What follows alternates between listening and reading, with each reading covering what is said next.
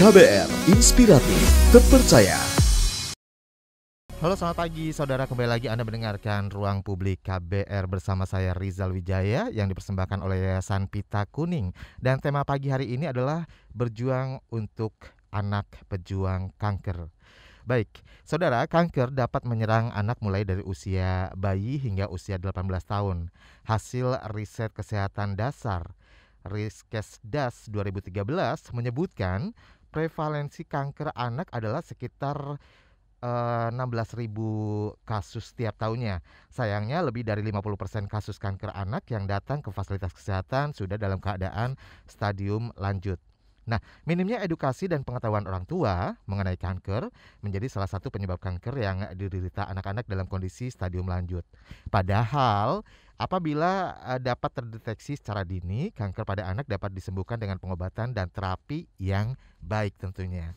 Dan untuk berbincang soal ini, saya akan menghadirkan dua orang narasumber sekaligus dari Yayasan Pita Kuning Anak Indonesia. Ini merupakan yayasan yang membantu anak pejuang kanker dari keluarga prasejahtera. Dan saat ini Pita Kuning membantu anak pejuang kanker di sejumlah wilayah seperti DKI Jakarta, kemudian Medan, Yogyakarta, dan juga Denpasar. Baik, dan siaran pagi hari ini juga disiarkan melalui 100 radio jaringan KBR di seluruh Indonesia dari Aceh hingga Papua. Kemudian Anda juga bisa menonton kami di live YouTube channel Berita KBR. Sebelumnya saya akan menyapa terlebih dahulu dua orang narasumber kami yang sudah terhubung melalui aplikasi Zoom pagi hari ini. Selamat pagi Mas Raka Eka Pramudito, Ketua Yayasan Pita Kuning Anak Indonesia. Selamat pagi Mas Raka. Selamat pagi Mas. Salam sehat Mas Raka.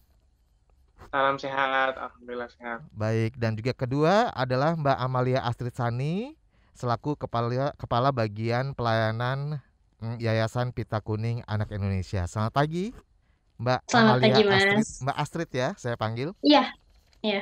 Baik, dan ngomongin soal kanker pada anak ini, Yayasan Pita Kuning secara khusus bergerak atas kepedulian terhadap kanker anak. Kemudian apa sih yang sebenarnya melatar belakangi kenapa Yayasan Pita Kuning Anak Indonesia ini menjadi concern gitu loh terhadap kasus kanker pada anak. Mungkin bisa dijelaskan terlebih dahulu oleh Mas Raka ya. Silakan Mas Raka. Ya, sebenarnya jawabannya sudah dirimu tadi sebutkan ya, latar belakang kenapa prevalensi anak kanker juga cukup besar. Dan kanker pada anak ini isunya juga tidak sebesar kanker dewasa ya. Jadi selama ini yang kami temukan ketika berbicara soal kanker pada anak itu masyarakat selalu bilang, oh kanker paru-paru ya, oh kanker kanker otak. Jadi masyarakat memang taunya memang kanker anak itu adalah kanker yang disebabkan oleh gaya hidup gitu kan. Jadi itu adalah misleading atau mispersepsi yang sebenarnya harus diluruskan, karena siapapun dari kita, jika kelak kita punya anak atau memang sekarang ini punya anak, kapanpun anak tersebut itu bisa mengalami kanker gitu, karena sampai saat ini tidak pernah ditemukan secara medis penyebab pasti kanker pada anak gitu. Karena setiap tubuh manusia ada tumor, terus juga tumor itu kapanpun bisa hidup dengan berbagai macam latar belakang gitu.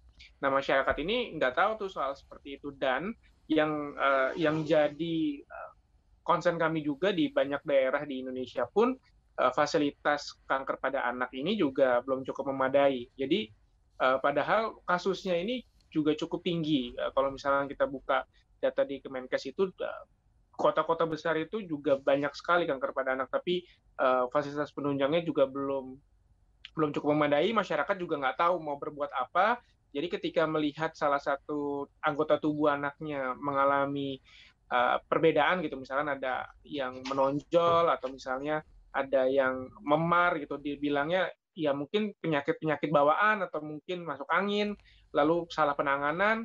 Akhirnya kebanyakan dari kasus kanker pada anak itu ditemukannya sudah stadium tinggi sehingga sulit untuk disembuhkan gitu Mas.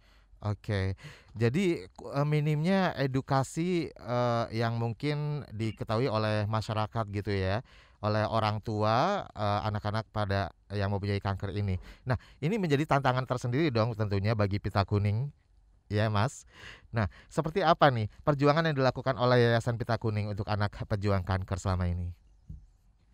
Iya, jadi memang Pita Kuning masih menjadi yayasan yang membantu membernya atau anak-anak dampingannya secara penuh ya. Kami sistemnya membership, jadi ketika memang ada anak yang kami bantu itu kami bantu secara penuh dengan tiga kemungkinan, Mas. Hmm. Pertama adalah dia dinyatakan sembuh, sembuh total secara medis. Yang kedua adalah wafat gitu. Jadi ketika proses penyembuhannya adalah beliau wafat. Yang ketiga adalah melebihi umur 18 tahun. Jadi di luar kategori itu kami akan bantu terus. Bantunya secara mungkin pendampingan psikososial oleh pekerja sosial, teman-teman pekerja sosial, lalu juga pendampingan secara pembiayaan, baik itu pembiayaan BPJS ataupun obat-obatan di luar BPJS ataupun biaya-biaya penunjang lainnya, pendidikan, terus juga nutrisi setiap bulan yang harus diharuskan dari dokter, terus juga kebutuhan pendidikan dan semua kebutuhan-kebutuhan yang memang terkait dengan proses penyembuhan anak dengan kanker tersebut. Karena memang anak anak kalau misalkan sudah sakit apalagi kanker itu seringkali kita orang dewasa salah treatment gitu. Kita treatmentnya itu uh, bagaimana melihat dia sebagai seorang yang sedang sakit, padahal mereka anggapnya ada kami lagi nggak sakit nih gitu, kami ingin diperlakukan seperti anak kecil gitu, yang main terus juga bercanda. Nah, hal seperti itu yang mungkin masyarakat atau orang tua dengan anak dengan kanker itu nggak tahu. Makanya kami di Pita Kuning membantu saat ini ada 30 anak dampingan, insya Allah menuju 31 ini lagi proses satu orang, uh, itu memberikan edukasi dan juga pendampingan bukan hanya kepada anaknya saja, tapi juga kepada orang tua dan juga keluarganya. Hmm. Gitu. Ini yang dimaksud dengan keluarga prasejahtera. Mungkin bisa Betul. dijelaskan nih kategorinya seperti apa sih sebenarnya? Ketika kami melakukan apa namanya rekrutmen atau membuka peluang untuk siapa nih yang bisa kami bantu, kami dengan dibantu teman-teman pekerja sosial di lapangan itu melakukan assessment, Mas. Sebenarnya indikator Hmm. pastinya nggak ada karena memang ada beberapa indikator yang pasti memang di ini ya apa namanya yang dicatat secara aturan yayasan, tapi juga kami melihat kondisi-kondisi di lapangan. Jadi mulai dari pekerjaannya, apakah dia sektor formal atau sektor informal, terus juga penghasilan orang tua per bulannya berapa sih gitu, apakah cukup untuk pembiayaan kanker, karena sebenarnya kanker itu penyakitnya nggak mahal, Mas, Oh, tapi oke. lama dan panjang. Jadi itu yang membuat dia harus berkala gitu kan. Jadi sekali sekali datang ke rumah sakit, paling mereka datang 500 atau 1 juta untuk pengobatan, tapi setiap minggu rutin gitu kan, Hmm. dan itu bertahun-tahun. Nah itu yang kami dampingi. Terus juga apakah memang anak tersebut dalam urgenitas yang sangat tinggi untuk kami bantu, misalnya memang dia sudah harus butuh rujukan ke rumah sakit terdekat atau misalnya harus rujukan ke rumah sakit di kota gitu. Nah itu hal-hal seperti itu yang memang kami melihat apakah memang anak-anak tentunya dengan wilayah kerja kami yang saat ini di 4 daerah, Jabodetabek, Yogyakarta, dan Pasaran Medan, bisa kami bantu atau tidak. Oke. Nah, 4 daerah, cakupan yang dijangkau oleh Yayasan Pita Kuning. Mengapa, concern ke 4 daerah tersebut, Mas? Apakah memang angkanya paling tinggi di kota-kota tersebut atau seperti apa latar belakangnya? Ya. Kalau dibilang paling tinggi enggak. Pertama soal Jabodetabek karena memang selama 15 tahun ke belakang sejak 2006 kami bergerak di Jakarta dan berusaha untuk melebarkan skup di daerah sekitar penyangganya gitu. Jadi itu sudah daerah selama 15 tahun kami bergerak. Nah, di tahun ini di umurnya ke-15 tahun kami berusaha untuk memperlebar di 3 daerah yang lain.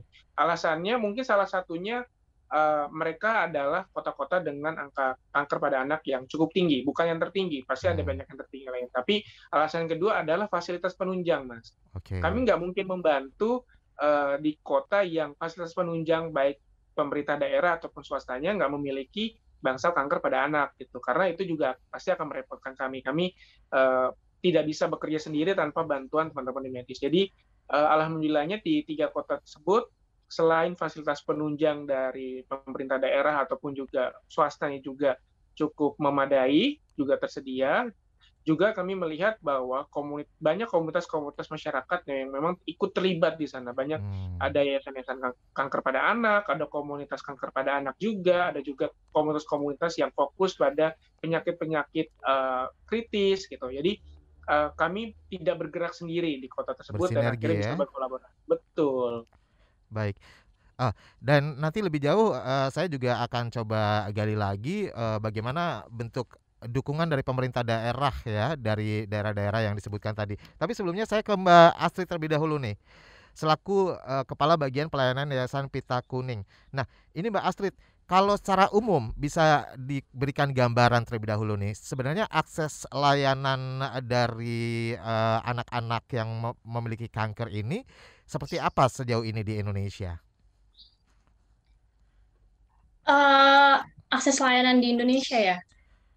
Kalau menurut sebenarnya pita kuning itu adalah untuk mengisi kekosongan apa yang belum diberikan oleh pemerintah gitu. Hmm.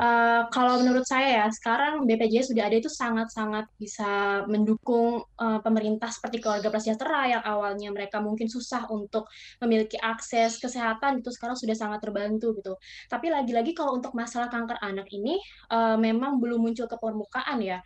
Banyak apalagi sekarang saat pandemi ini orang-orang lebih fokus kepada COVID tentunya gitu. Jadi tentunya terus masalah kanker anak sendiri ini tuh sempat tidak muncul ke permukaan sehingga Hmm.